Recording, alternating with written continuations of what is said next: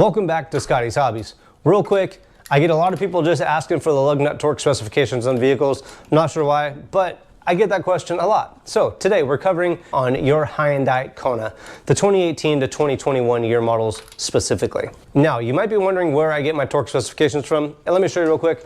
The Motor Guide book, Brake Specifications Guide, gives me all the helpful information I need to perform a brake job properly, which includes the lug nuts. When you are tightening up lug nuts, you want to tighten them up in a star pattern, never in a circle pattern, or a cross pattern, never in a circle pattern. You want to make sure that that wheel is nice and flush up against the hub and the rotor, just to ensure no vibration down the road, and to make sure that that wheel is nice and flush, evenly up against the hub and the rotor.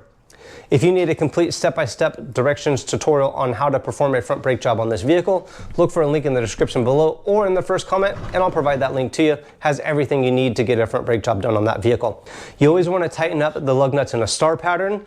I'll snug the lug nuts up while the vehicle is in the air, drop the vehicle on the ground, and then set them to proper torque specifications. Now, lug nuts. This is what you're waiting for, right? The lug nuts on your Hyundai Kona are tightened up in a window of 80 to 94 foot-pounds. I'd go right in the middle of that window or more towards the ladder, never towards the lower torque spec. But again, 80 to 94 foot-pounds on the lug nut torque specifications on your Hyundai Kona. If this video did help you out, comment below with the year, make, model of the vehicle that it did help you on. Hit that like button right now, please. It helps me in the algorithm a lot. I will see you guys on the next hopefully helpful video. Thanks for checking out Scotty's Hobbies.